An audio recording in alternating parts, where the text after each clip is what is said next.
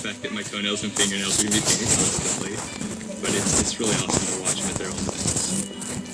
They're great kids, all of them. Whatever home means to you, we'll help you find it. Zillow.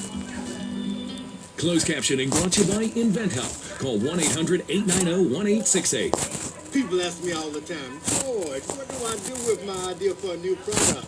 I tell them, call my friends at InventHelp. Call free information. Music was the glue that held everything together. We crossed arms and we started singing, and that was our shield. Music is absolutely a vehicle for revolution. Soundtracks, songs that define history. Premieres Thursday at 10 on CNN. Let's face it, being home alone all day is not fun. Dog TV, a channel created 100% just for dogs, designed for their senses and minds, for when you're away. When you could quit your job and stay home, we need that love. Dog TV. Order Dog TV. Say Dog TV and do it for lunch. Order the premium channel section and select Dog TV. Finding time to get things done isn't easy, but we've got the digital tools to help. Now with Xfinity's My Account, you can figure things out easily so you won't even have to call us.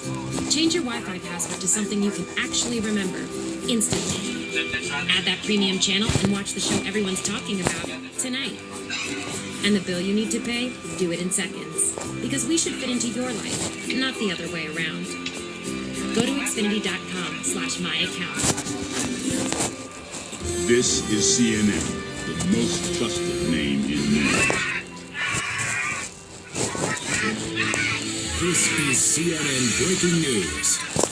Welcome back with the breaking news. I'm Anna Cabrera, and you're in the CNN newsroom. A missile launch by North Korea has failed. I want to get right out to CNN, Suzanne Malvo, near Mar-a-Lago, where the president is this evening. Suzanne, what have you just learned? That video and isn't a little disturbed in another human It is a very brief statement. I'm going to read it to you. This is from the Secretary of Defense, coming through in our emails here, saying a statement by Secretary of Defense Jim Mattis, a North Korea missile test.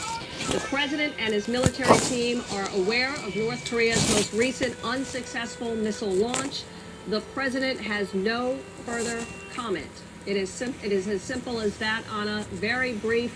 We were told earlier, CNN had learned by U.S. official that it would be a very understated response, very intentional, not to give attention to North Korea. And that is the strategy, that is the tactic of the White House this evening. It has been the last 12 to 24 hours. They have been looking to see whether or not North Korea would, in fact, do anything on its national holiday. That holiday passed. It was after that holiday that this failed missile launch occurred, and the White House has chosen to respond in a very low-key manner. They do not want to give any kind of undue attention or credit to North Korea. All of this, as you know, as the vice president is on his way to Seoul, South Korea, to meet with the leader there.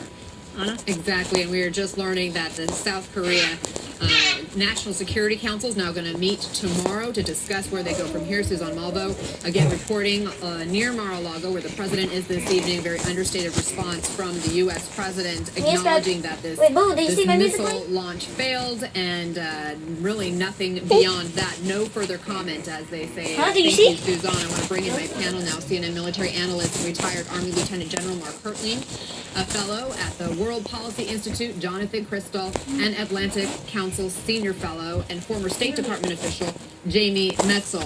Guys, my colleague, Elise Labott, also reporting from a senior U.S. official that as they assess the type of missile that was used here, it may not be the end of it. If it was a medium range, there could be more launches, according to this U.S. official, or there could still be a nuke test. So it seems to me, General Hertling, when I hear that officials are kind of on edge, and they aren't really sure where this is going to go next. They are a bit on edge, and they're tracking it with intelligence, surveillance, and reconnaissance capabilities across the peninsula. You saw the release by Pacific Command immediately saying they tracked it. It was off the launch pad and then exploded shortly thereafter. They are going to have aircraft and satellite overhead. They're going to be tracking from radars at ships at sea, and they're going to have all their intelligence sources watching this. And the focus is certainly going to be on Singpo, where the missiles are launched from. That's their test facility, as well as Hongdae-ri. That's where the nuclear test could occur, where it's occurred in the past. So all of those places are being watched, and as you know, we have the ships across the sea. All the Patriot missiles are alert in South Korea. The Aegis cruisers that are part of that carrier task group are ready to shoot anything down that threatens either Japan or South Korea. So there is a readiness factor there. What I found interesting, though, was the statement that Suzanne just read came from the Secretary of Defense and not the President's office. That seemed a little odd to me. Why is that?